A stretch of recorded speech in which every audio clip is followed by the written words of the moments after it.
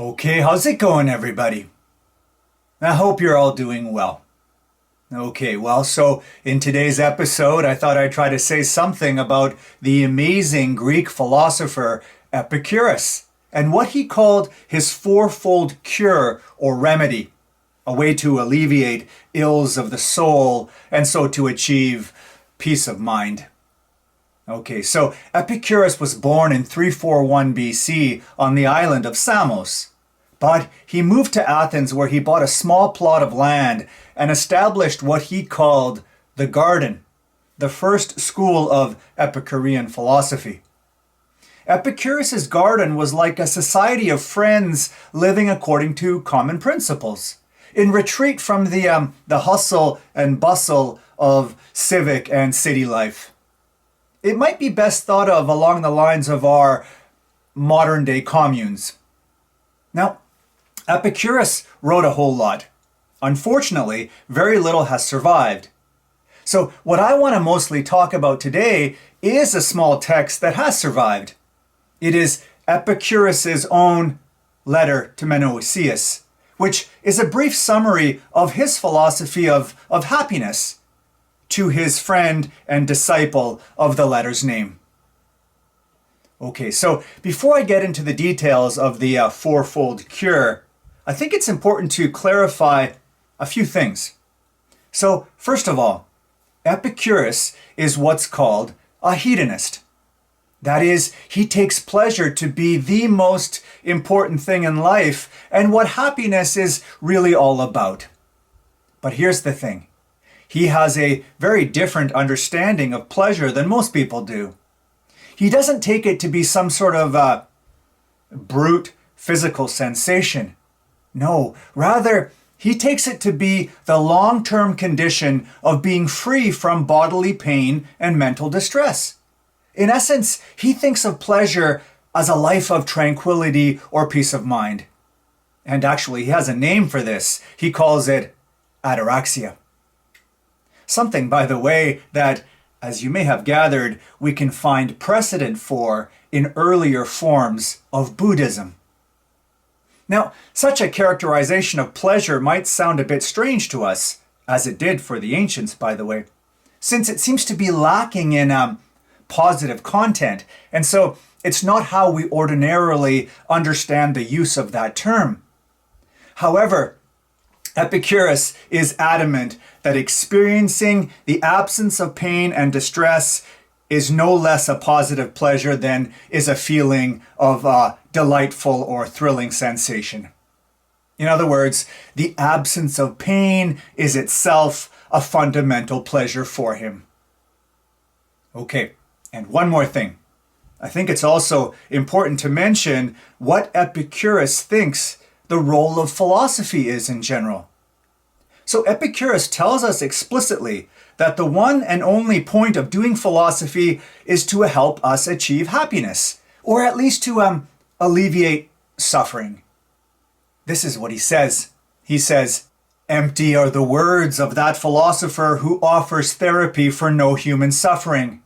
For just as there is no use in medical expertise if it does not give therapy for bodily diseases, so too there is no use in philosophy if it does not expel the suffering of the soul." Okay, I think it's important to keep in mind that this is what ancient philosophy in general was mostly about, beginning with Socrates, but even more pervasive amongst the later different schools of Epicurus' own time. Like Epicurus tells us himself, philosophy was a form of therapy. Unlike today, where philosophy is treated like nothing but an intellectual discipline that has very little to do with our everyday lives, this just wasn't the case for the ancient Greek and early Roman philosophers.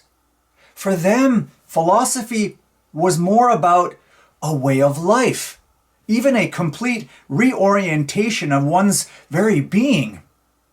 You might even say it acted like a kind of substitute religion, a way out of chaos. And it did this by helping to cure anxiety and suffering caused by things like ignorance and mistaken beliefs and a lack of self-integration. Essentially, philosophy was about caring for the body and the soul. And with that aim in mind, it would employ all sorts of spiritual and physical and intellectual exercises. Now, this is precisely how Epicurus understands philosophy's role as a treatment for the sickness of soul. Philosophy is a physician. Okay, so all this said, now let me finally get to Epicurus's fourfold cure. So Epicurus believes that the mental distress or anxiety to which we humans are often susceptible can be traced back to 4 principal sources. These are things that cause us the most grief. Okay, number 1, our fear of death. Number 2, our fear of gods. Number 3, our fear that we won't attain happiness. And number 4, our fear that pain and suffering will strike us down. And Epicurus developed a cure for these fears. He called it, as I mentioned, the fourfold cure. And it was designed to rid us of all these fears so we can go on to live a tranquil, worry-free life. Okay, now let's consider our fear of death first. Okay, so Epicurus noticed that the topic of the destiny of our soul after death, the prospect of facing punishment in an afterlife, and even simply the belief that death is annihilation itself, all cause people great psychological consternation. And he astutely perceived that people go to great lengths to try to either postpone death by struggling for wealth and power, or forget its inevitability by immersing themselves in endless work and activity. But ultimately, Epicurus believes that we will prevail over our fear of death, not by thinking that we'll never die or by avoiding the issue as long as possible. No, but by learning to think about death correctly. That is, by coming to see that death itself is actually not a bad thing at all. That death, as he says, is nothing to us. Actually, Epicurus' argument is pretty simple and straightforward. This is exactly what he says. He says, get used to believing that death is nothing to us. For all good and evil lies in sensation, and death is the end of sensation. Okay, so what does this mean exactly? Well, I don't think it's that hard to understand. Since he thinks that anything good or bad to us consists in our sense experience, and since being dead is a condition in which we experience or sense nothing, then nothing bad or evil can happen to us when we're dead. Therefore, according to Epicurus, being dead is nothing that we have any reason to be anxious about. Now, is this convincing? Well, Lucretius, an Epicurean poet of the later Roman era, doesn't think so. He considers a really important objection against Epicurus' position. He basically thinks Epicurus' argument misses the most important point. What Lucretius says is that the real reason that we think death is bad for us is not because anything bad can happen to us in death, but because it deprives us of good things that we otherwise would have had. Things we would have taken pleasure in or gone on taking pleasure in. You know, things like coming home to our welcoming husband or wife or being kissed by our children. Many of us, that is, believe that our lives would be importantly incomplete if we were deprived of certain goods or forms of enjoyment. So really, it's this fear of incompleteness, Lucretius suggests, that doesn't seem to be acceptably dealt with by Epicurus' argument that in death we experience nothing at all. Now, here's the thing. Epicurus does have a response to this, although he doesn't seem to state it directly. And actually, I think it's a pretty profound one. His position is to deny that the pleasures of which death deprives us would have made us any happier. Though perhaps initially puzzling, this makes sense once we remember that for Epicurus, the greatest pleasure, the ultimate goal in life, is the complete absence of physical pain and mental distress. And once this condition, this state of tranquility, has been reached, it cannot be increased or made better. In other words, once we've reached this state, we have everything required for our happiness. So more time cannot give us anything that we do not already have. So Epicurus would say then that this pleasure, if achieved, does not make a longer life any better, any more pleasant than a shorter life does.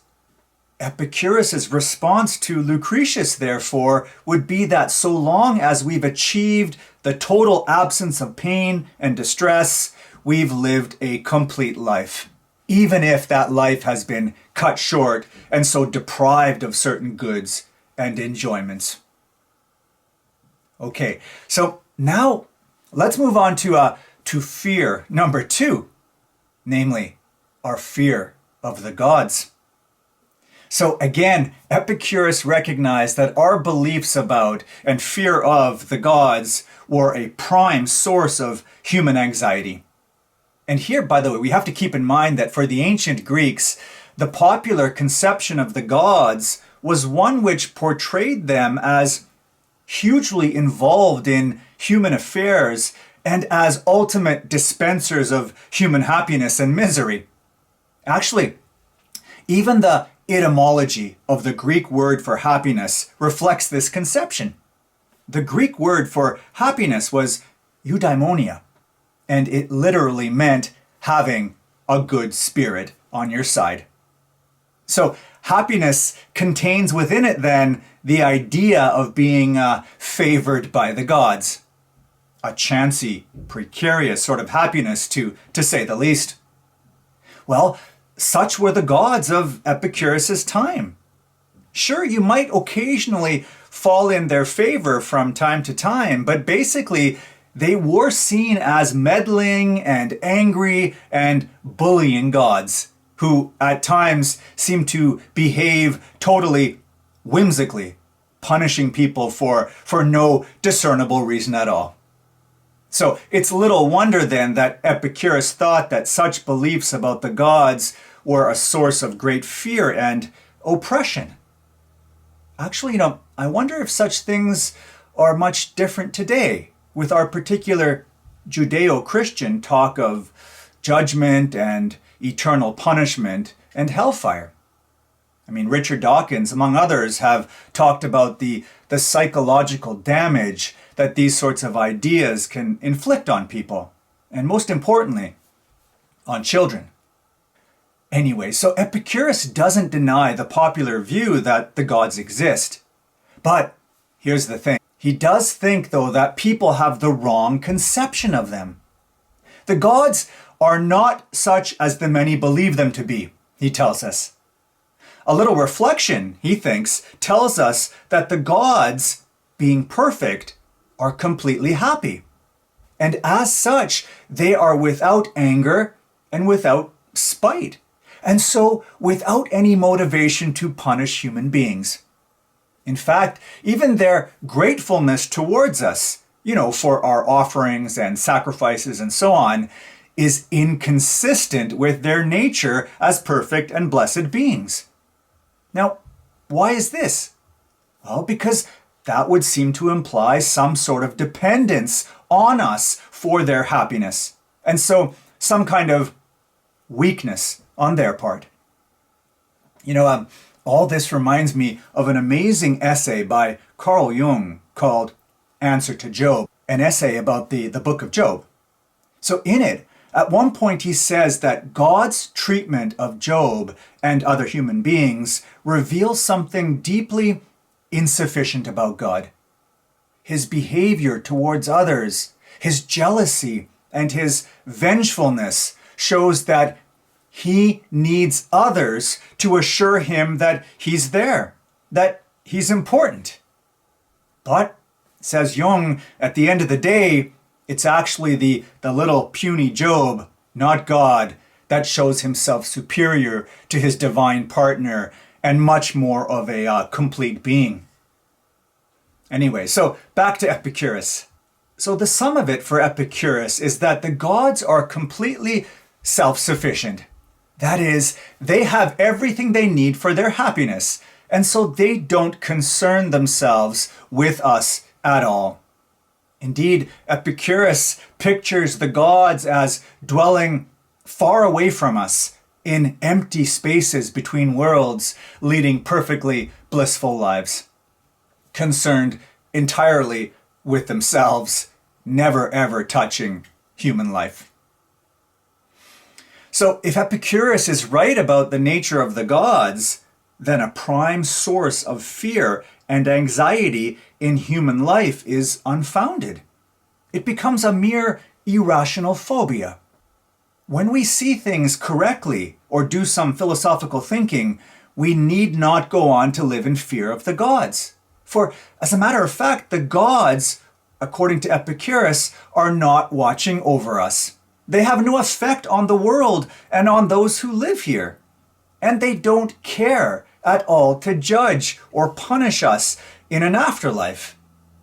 In short, then, we are absolutely no concern of theirs. And so, hey, we have no reason to worry. We can rest easy. Okay, so now let's move on to fear number 3, our fear that we won't achieve happiness. So most of us, Epicurus believes, think that happiness is difficult to achieve, and because of this, we're always anxious and worried. Now, the reason for all that anxiety, Epicurus says, is because we think that happiness demands that we fulfill all sorts of extravagant desires and obtain all sorts of material goods. But these are mistaken beliefs, according to Epicurus. For Epicurus, happiness, as I mentioned earlier, consists in freedom from pain and anxiety. And for him, extravagant desires and dependence on material goods will just not be conducive to that end. They will only leave us prey to pain and fear and needs. Epicurus's third remedy then provides us with a simple strategy for the successful pursuit of our ultimate aim in life, for freeing our body from pain and our mind from anxiety. And basically, it's this. It's to restrict, for the most part, our desires to the most basic ones. Okay, but how does he argue for this? Well, to begin with, Epicurus classifies our desires into 3 groups. Number 1, natural and necessary desires. Number 2, natural and unnecessary desires. And number 3, unnatural and unnecessary desires. Okay, now the first group, natural and necessary desires, include our basic physical needs. Chief among them, our desire for simple food and shelter. These are objects that we need rather than just want if we wish to be healthy and alive. Now the second group, natural and unnecessary desires, include those for specific types of food or drink, like, say, lobster or wine. Now, these are clearly natural. However, he thinks that their particular satisfaction isn't necessary for our survival and well-being. I mean, you need some type of simple food, but you don't need lobster, right? Okay, the third group, unnatural and unnecessary desires, according to Epicurus, includes desires for such things as wealth and power and fame. Now, these are essentially desires for luxuries, and they are luxuries quite irrelevant to our basic survival and well-being. Okay, now Epicurus thinks that once we understand these distinctions between desires and the implications of their pursuit, The recipe for living a tranquil and happy life is pretty straightforward. And what is that? Well, it's to restrict our desires mostly to those in the first group, to those that are natural and necessary. Now, why exactly is that? Well, because Epicurus argues that those who seek pleasure in the pursuit of either natural and unnecessary desires or unnatural and unnecessary desires are almost certain to suffer pain and anxiety. And basically, he thinks this will happen in two ways. The first way comes as a direct consequence of living luxuriously. You know, the hangovers, indigestion, and things like that. And the second way comes about through a lack of ability to satisfy a desire.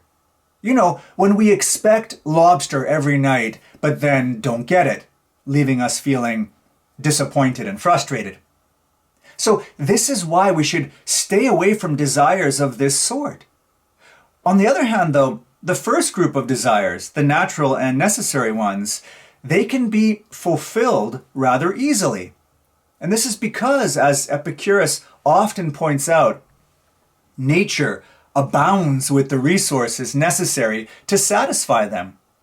So, by restricting our desires to those objects for which nature supplies ample resources, we can be assured that we'll never suffer from hunger or thirst or cold, that we'll live a pain and anxiety-free life. So there's no need to fear not achieving happiness then, since it turns out to be easily attainable. Okay, so now on to the fourth and last fear, our fear of pain and suffering. So what does Epicurus have to say about this? Well, before I get to that, let me say something about our common perception of the ancient Greek world, because it's important. So the traditional picture of ancient Greece is one of a serene society, right? I mean, just think of all those beautiful, soft, white statues. Well, actually, here's the thing. They weren't quite white. No, all their paint has been stripped off due to the elements. They were actually quite garish, gaudy colors to begin with. Okay, so what's my point? Well, it's just that ancient Greece wasn't as serene as it appears to us. No, there were constant wars, rampant diseases. Poverty was prevalent outside of the leisure class. And of course, there was institutionalized slavery. This was a society that experienced a lot of pain and suffering. It's not surprising then that many Greeks lived in apprehension that pain would strike them down. Okay, so what does Epicurus have to offer here? Well, basically he offers a couple of strategies for enduring pains with equanimity. He begins by pointing out that bodily pleasure and pain can only be experienced in the moment while it's happening. In the case of the body, all we can feel is what's actually going on now, he says. However, with respect to our mind, both the past and the future can affect us. The mind, in other words, is equipped with the great capacity to draw pleasure not just from the present, but from the past and from the future. It enables us to have pleasures of recollection or memory and pleasures of hope or anticipation. So here's the important point. Because of this power of the mind, Epicurus thinks that we can distract ourselves from present bodily pain by memories of pleasures in the past or by hope or anticipation of those to come in the future. In other words, Epicurus believes that it's possible to counterbalance or neutralize present bodily pain simply by recalling past pleasures and anticipating future ones. In fact, incredibly, Epicurus himself used this strategy on his deathbed. At the very end of his life, he was suffering from excruciating pain. So strong and violent was the pain, he said, that nothing could have been added to it to make it any worse. Nevertheless, despite the prolonged pain that he was experiencing, he wrote to his closest friend that this was the happiest day of his life. Now, why is this? Well, because he was filled with joy at the memories of the discussions that they had had in the past. So we see here that Epicurus clearly believed that his mental capacity for recalling joyful memories was so powerful that it could outweigh any physical pain that he was currently suffering. In fact, it shouldn't escape us in this particular instance just how powerful and transformative mental pleasures can be. That is, despite his afflictions and impending death, Epicurus was so easily able to call himself happy. Actually, this reminds me a bit of Viktor Frankl, who was held for years as a concentration camp survivor at Auschwitz. Apparently, one of the few things that kept him going, in fact, even gave him a feeling of happiness in the midst of the most intense suffering, was the image of his wife that he brought to his mind every single day. It was more luminous than the sun, he said, and it got him through those years. Anyway, so that was one strategy Epicurus gives us for coping with pain. The other one involves thinking about the nature of various types of bodily pains. We should be aware, he says, that bodily pain has a short duration, especially when it's of a serious kind. So if we're struck with these intense bodily pains, we can avoid some mental anxiety simply by focusing on the thought that this experience is going to be of limited duration. On the other hand, chronic or longer lasting pain, Epicurus says, is usually not as strong, and so we can still experience many pleasures during this time.